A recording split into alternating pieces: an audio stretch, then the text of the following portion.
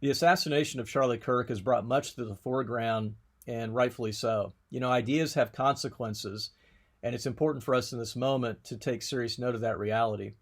As we watch the justice system in the context of its work in bringing someone to justice for their actions, let's not forget that the actions of the assassin had a worldview operating in the background. What is that worldview? The leftist worldview, the ideology of the left, is not merely divisive, it's dangerous. And until we stop and actually acknowledge that, we're going to continue to see these types of things persist in our day. What exactly am I talking about? Well, let me just state it this way. This is something I wrote some time ago. But this is a worldview that interprets data and circumstance and experience by utilizing the parameters of neo-Marxist and anti-Western thought. Its key characteristics include postmodern analysis, intersectionality, collectivism, reductionism, historical redaction, and anti-Western jurisprudence. Politically, it thrives on identity politics. Socially, it pronounces guilt without any evidence of personal wrongdoing. Religiously, it denies the basis of human dignity, that being the Imago Dei. Semantically, it manipulates public conversation by using broadly celebrated terms without informing the broader audience that it has radically changed the definitions of those terms. As a movement, its success is tied to divisive revolutionary strategies deployed throughout existing sectors within our public and private spheres. This particular worldview is the thought substructure for the public-facing efforts of DEI, SEL, and ESG. Now, this is something I wrote some time ago when I was in the legislature because it was something that I continued to encounter from hearing to hearing, from floor debate to floor debate, from discussion to discussion. It's everywhere. This worldview of the left has permeated every sphere of our society. And the problem with that is, at times, there will be people who will acknowledge that it's divisive. It doesn't unify. It certainly doesn't produce harmony. It's divisive. Well, that's true. It's divisive. But it's also dangerous because now we have a generation of young people who have come up through public education into their university experience who've actually been taught within this worldview that speech is violence, that they are those who suffer from the microaggressions of those who oppress them. They now actually do believe it's justifiable to respond with hostility, physical hostility, and violence. Why? Because it's a revolutionary worldview that reduces everything to merely oppressors oppressing the oppressed. And what do you do when you are being oppressed? You remove the oppressors. So it's unmistakable, and quite frankly, the left has communicated now in a very public way for some time. I mean, it's entirely on us if we're ignorant of what their agenda is, because they told us what their agenda is. They want to undermine and eradicate Western civilization. They want to undermine and eradicate Western ideals. And they have even identified a very clear target being Christian faith, Christian values, a Judeo-Christian ethic. This is entirely justifiable in their mind because they see power structures that exist as evidence of oppression. They see the Judeo-Christian ethic, they see Christianity, they see Western civilization as being oppressive, and it needs to be jettisoned.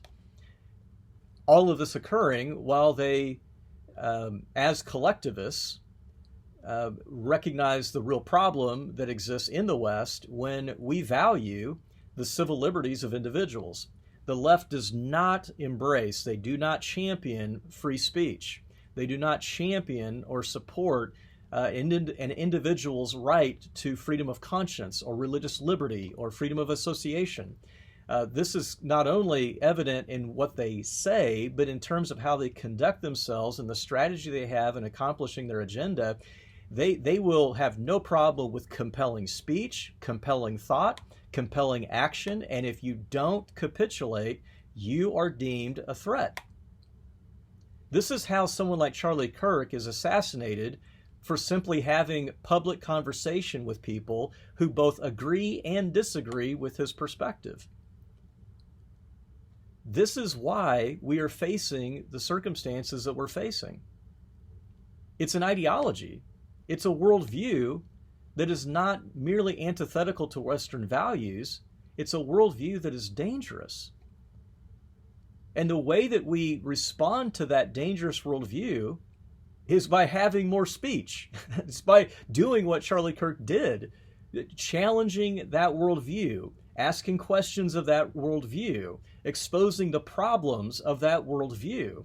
Because we need to understand that people have embraced this perspective, many of whom have embraced this perspective without even realizing it. This is all that they have encountered in terms of any serious thought, in their educational experience. They've not encountered the competing perspective, a perspective that values the human individual as having human dignity, the sanctity of human life, that all life actually does matter, that we treat people with dignity and respect because we share something fundamental in common, and that is we have been created in the image of God. We are to mutually respect one another even in the midst of disagreement. That we don't believe in compelling someone to believe something against their conscience. The Christian faith is not a compulsory faith. The Christian faith does not believe that you should go around forcing people to believe something against their will.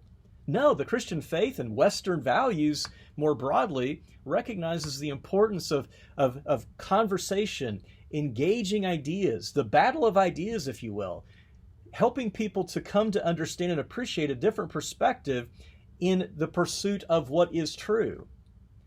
The Christian worldview and the Western values that grow out of it recognize objective truth. There is a reality that we submit ourselves to. There is an actual foundation for morality and ethics.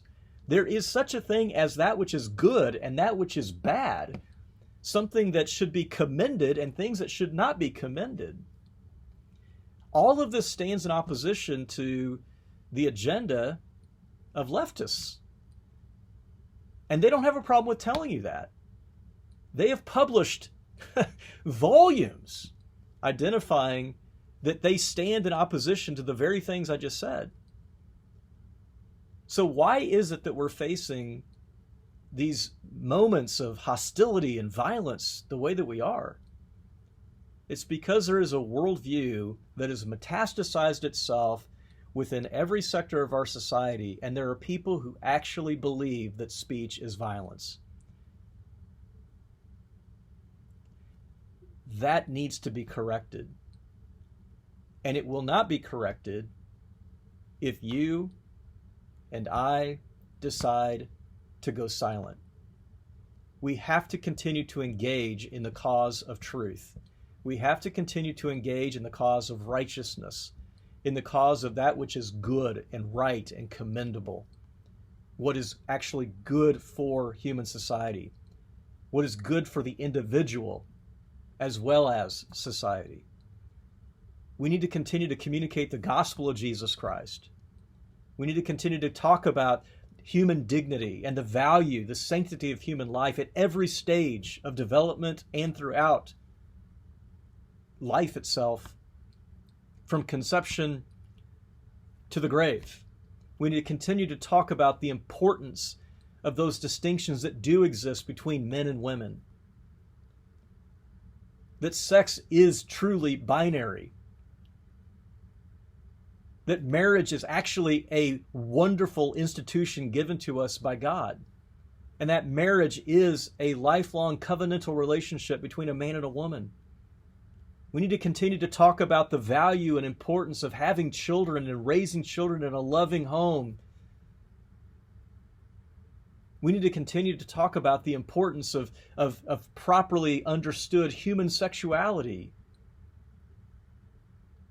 These are things that are so fundamental to life and society.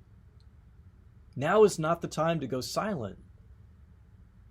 Because I tell you who is not going to be silent. It's the left. So let's speak up. Let's live the truth with grace. Let's live the truth with conviction, knowing full well that the truth will ultimately win. Thank you.